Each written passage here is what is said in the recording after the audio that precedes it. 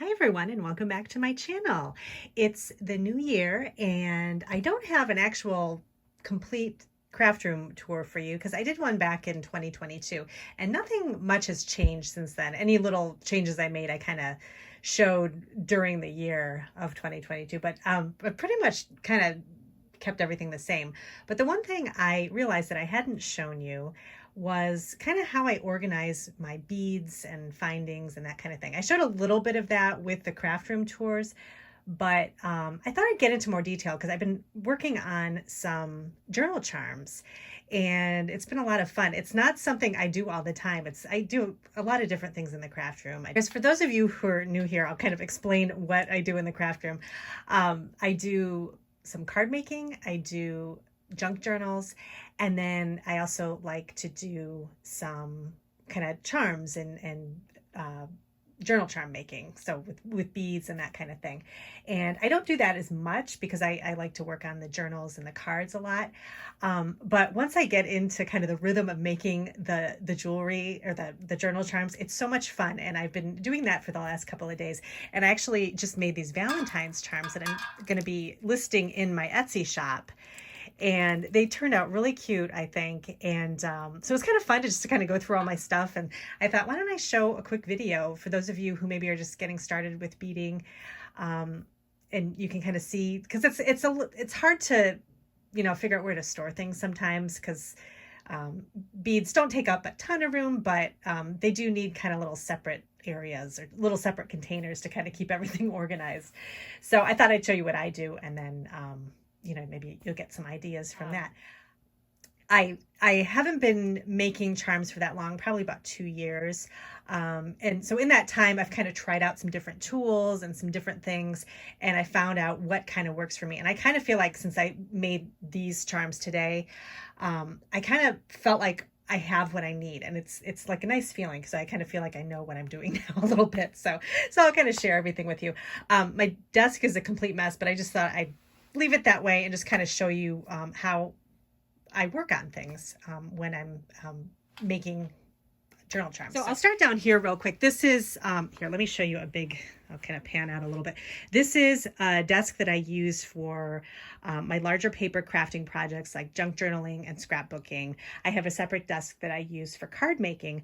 But this desk is nice because it's a little bit smaller. It's countertop height, and it's got some underneath space that you can store more things. So I have a lot of storage for my junk journaling supplies.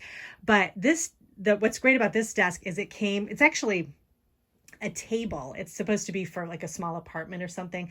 And it's a table where you can push a couple of chairs up to it and just stick it in a corner, because the size is pretty small. So it's nice for a smaller area. But the side of it has these really nice shelves. So I use the shelves for all my bead storage, and it works out really well because it kind of keeps me from buying too many beads. But then it's got a nice, it's open, so then you can kind of display the beads, and it's got a nice little color pop that you could add to your craft room too, or your craft space. So that's why I kind of like to walk in my craft room and see all my beads and how pretty they are and all the colors and everything. This is pretty much where I store all of my beads. I have a little set of plastic drawers that I have some kind of lesser used beads, but these are all the ones that I mainly use. I have buttons too, and washi tape as well on one of the shelves. Let me show you kind of what has been working for me as far as the types of beads that I buy. I like to make those kind of bubblegum bead type journal charms, so things that are more brightly colored, less of a vintage look, more of kind of a modern style, I guess you'd describe it. So the beads that I look for are the bubblegum beads, but I also, the thing with the bubblegum beads, so they're very large. So let me show you these here. They're the size of bubblegum balls. So they're quite big. So you want, what I like to do is have a variety of bead sizes. So I'll have the bubblegum beads, then I'll have, different sizes, different textures to kind of go along with it. So I also have, I'm trying to think of what else I have. These are kind of some smoother, smaller colored beads. I have some neutral colored beads. I like these. I got these from Michael's. These are nice. I made some charms with this a while ago that really looked nice. Just kind of like a cream color and some light blues and things. Let's see what else. Just these are kind of some smaller textured beads. And then what else do I have here? Oh, on the bottom here, I have, and I'll show you what's on my desk as well. These are really small beads, and these are nice just to kind of add around charms, just to kind of add some more little bits of color and texture when you don't want to put a huge bead on the chain. You just want something small to kind of fill in. So these are nice filler beads. These I think you can get at Michael's. And all my beads I either go to Michael's, Hobby Lobby. I'll find some things on Amazon too. In fact, Amazon has findings that are really good too. And I'll show you all the like the little jump rings and things like that. They have a nice variety of those. So that's where I'll usually go for those things. Etsy is another great place to find bubblegum beads as well as really cute charms. I've gotten, let's see, I can't remember if I got these charms from Etsy. I believe I did. Either Etsy or Amazon. No, I can't remember. But Etsy or Amazon is a great place also to find charms. I've got the strawberries.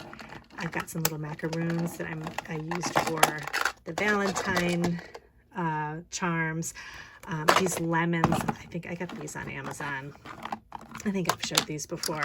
I haven't made anything with them yet, but I think I'm going to do some spring charms and use these. I think I had talked about that 2 years ago and I never got around to it. It's weird. It's because when I go to make charms, you kind of got to get a lot of stuff out and you have to, sit. It's a more of a process for me to do it because I really kind of try to think and design and get exactly what I want on the charm. So it takes a lot more time. So if I don't have a lot of time, I won't pull my beads out to make things. But since I've been doing it for the past couple of days, I'm wondering why I haven't taken the time because it's actually a lot of fun.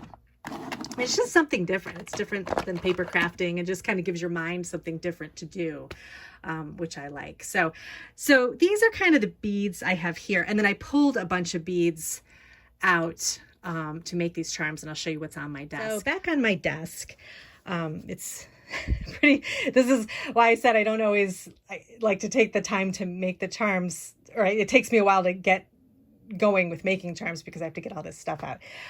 But on the desk here, I've got I was kind of, when I go to make charms, I sort of figure out what the color theme is going to be as well as the theme in general. So I was making Valentine charms.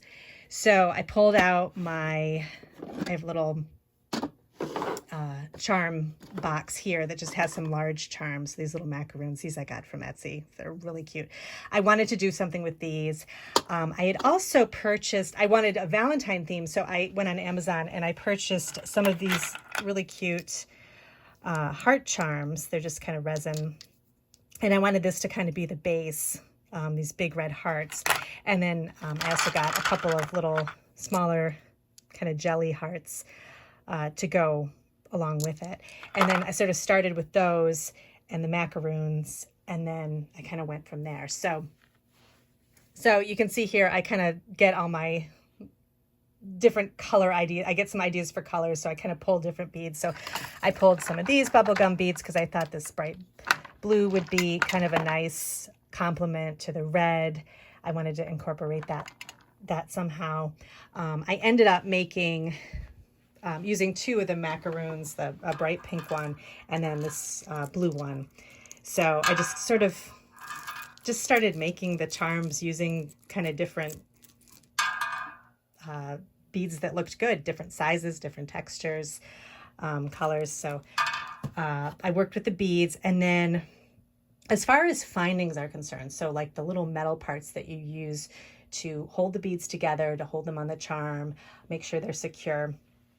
What I like to have around me is just a lot of different, these are head pins, and these are really good for using with beads that have a larger hole in them, that also don't have kind of little hooks where you can loop a jump ring on them to attach them to your charms. So you can get different kinds of head pins. I like these really long ones.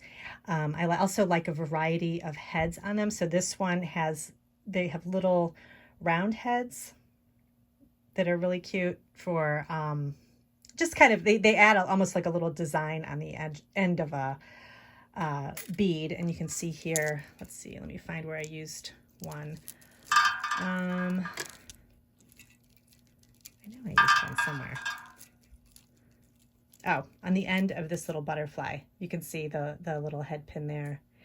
You can also get ones that have like a little jewel on the end. There's that one on the piece of candy right here. And then you can also get ones with loops, which I have a lot of because these are really helpful, to create the little loops that you put the jump rings on. And the jump rings are, these little metal circles.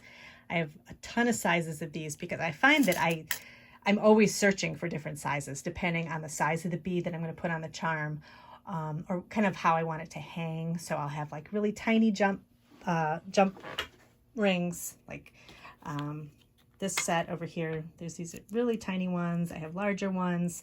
I have ones that have kind of a enamel coat. They're enamel coated, and these are kind of fun. I actually use these for my journals when I punch a hole on the spine of my journal for people to put a journal charm on them. I'll use this type of ring, just the little colored ring, to kind of go with the journal cover. So just the colors are kind of nice for just a little add a little brightness to the journal covers. Another thing I like to buy are these lobster clasps. These are a nice size. I picked these up on Amazon too. And I'll have a link to, I have kind of an Amazon type store under kit.com. And I have a section in there that's all with beading. So I'll have my tools and the findings and kind of where to find some different things. So, and then I'll have some other links too. But these are a nice size lobster clasp because you can put them on a purse, or you can also put them on a journal very easily. So they're just easy to open and close. You can buy smaller ones too. I may have, actually, I don't even think I have smaller ones because I really like this size. This size works for me. What else do I have? Oh, like chain. So you can buy a roll of chain at any craft store online. So the chain is what I like to use for charms. People make charms out of all different things. You can go on YouTube and find different ways to make, to attach your beads. So some people use chains, some people use yarn, string, there's all different ways to make it. And they're all great. They all look really good. I prefer the chain just because it's kind of easier for me. And then I like the beads. So I just like to kind of try different colored beads, and it just makes it easier just to have something simple to attach the beads to. So I'll have lengths of chain, like silver chain. You can also pick up, I got these, they're just glass beads I think they're from Michael's. And the beads are really pretty, but you can remove the beads and have the chain on them, and you can kind of clip off the rings on the chain and make the size that you want to do a charm. So it's nice to have a few of these around, so you can, if you like to use chains to make your journal charms. Some other talking about kind of removing jump rings and that kinds of things, that brings me to tools.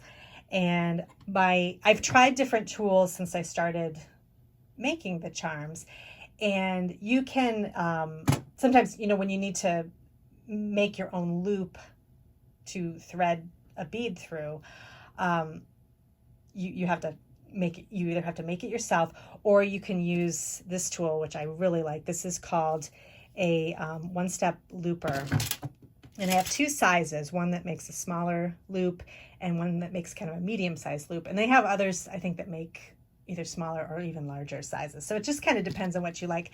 I like just kind of small loops because I don't need anything that big for the charms that I make.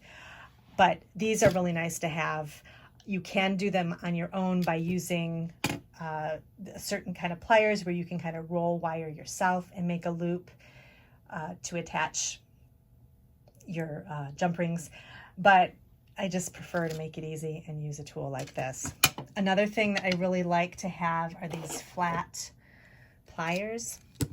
They're needle nose pliers, and I have 2 pairs that I got these from Amazon. They had, I think they had like 5 stars. People were talking about how great they were. I'm not sure what the brand is. Zuran is the brand. These are great. I had another pair that didn't work as well. These fit really nice in your hand, and they're really lightweight. And I have 2 pairs, so I can use one in one hand and one in the other to open and close junk rings, secure them onto the chains, and they just make everything really quick and easy. The same brand also has these wire snippers, which are really nice. They're kind of angled, so you can trim the wire really close to where you need to trim it, and then it doesn't fly all over the place too. The one thing with this tool, the one-step looper, is when you do use the tool to make your loops, it clips the wires, and the wires kind of go flying everywhere. So you want to make sure you find the wires afterwards so you don't end up stepping on them. But this is a great tool. I would never go back to the old way. But there are, if you like to do everything by hand, there are some great YouTube videos on how to make your own loops. If you're in a bind and can't find your one-step looper, there's some videos that can show these rounded pliers that you use to make the wire loops. So, more tools. A good pair of fabric scissors. If you're using ribbon on your charms, I always like to have these handy. Also a pair of kind of small scissors where you can snip things. These are just some Tim Holtz small scissors here, and they're sharp, and they kind of can fit into small areas if you need to kind of snip a ribbon or snip a string or something. Depending on how you make your charms, it's kind of handy to have some scissors around too. Some other things I like to keep handy are just kind of some things I like to use for my charms. I picked up a bag of these. These are key rings. I was thinking of making charms out of these. These are nice because they have a chain on them already, and they have a large jump ring and then a key ring on them. So these are kind of fun. You can buy them in packs, multi-packs, kind of on Amazon, and just kind of experiment with charms. These are nice because the chain is shorter, so if you want to kind of get started with charms and you've never done it before, this would be a nice place to start. And you just kind of practice with some colors of beads and kind of just decorate a small chain. So I'm going to try those at some point. I just have, you can see I have just a variety of beads on my desk because I was kind of trying different color combinations. I have more bubblegum beads here. Also keep some, if you have some small little trays that you can kind of keep your beads corralled on your desk, that's helpful too. I've got this tray, and then I've got I try to keep the beads, and these boxes are great. You saw the storage container down on my shelf. These are the little boxes that come out of the big little, I forget what the box is called. It's called like something little container, but it's got all these little boxes in it, and these are really great to store beads. Oh, also the thing I forgot to explain too with storage here, and I'll show you this. This is what I was trying to talk about. This little container here with these little boxes in here. These are great for small beads. I really like this, and they're nice because they have bright colors too, so they look good in the craft room. These tip out bins are great. I know Michael's used to sell them a long time ago, and I missed out because I saw they had mint green ones, but I found these on Amazon. And they're plain white, and they work really well. They actually kind of look nice because they're plain, and then the beads can kind of brighten them up. But these are great because you can pull the box out and bring it up to your desk, which is what I did up here. So I've got, I had the beads in here. I poured them into this tray, and I can kind of rifle around and go through my things. So I've got those, different colored beads. I just kind of pulled out whatever I'm at. If I'm at a craft store and I see, I try to kind of keep, like I said, a variety of sizes. I don't want to overdo it with beads because you can easily buy a lot because they're so pretty and the colors are nice, but you end up not using them all. And they come so many in a package that, it would take a while to work through them. So I actually haven't bought any beads in a while.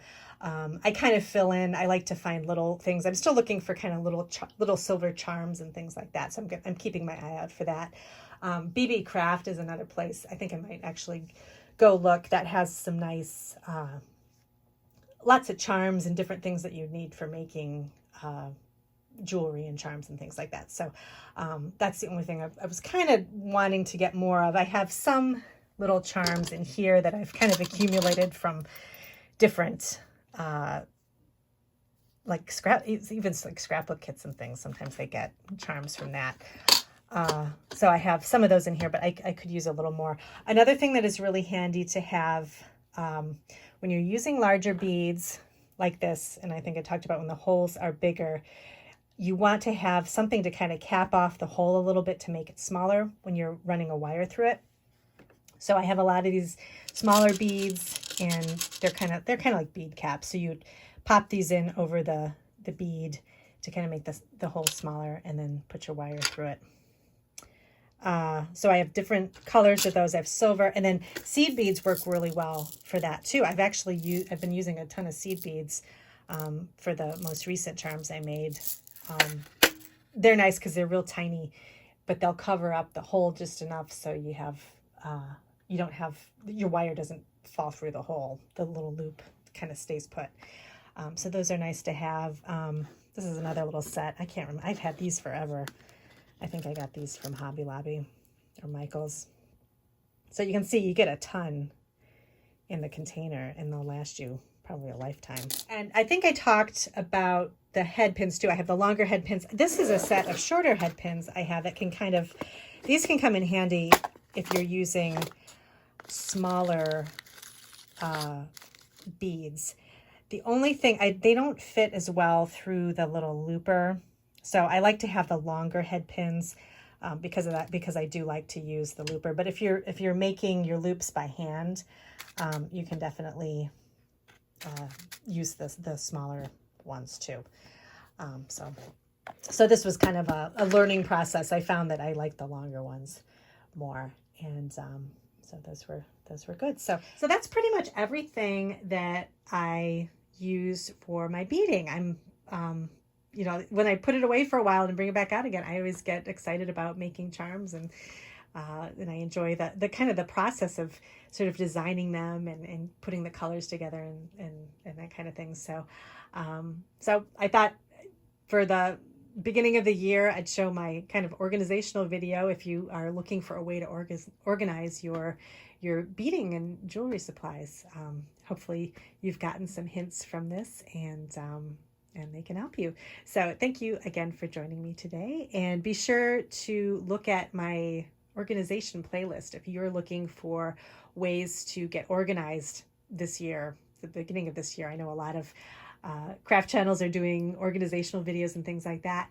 I have a playlist that kind of does a deep dive into each section of my craft room and how I keep different things organized, from junk journaling to card making, stamps, everything like that. So I will put a link to that as well. And let me know if you have any questions, or if anybody has any comments, please put them below on how you like to keep your beads organized, what you like to buy. As far as, you know, making charms is concerned, I'd be interested to hear. So thank you for joining me, and I'll see you in my next video.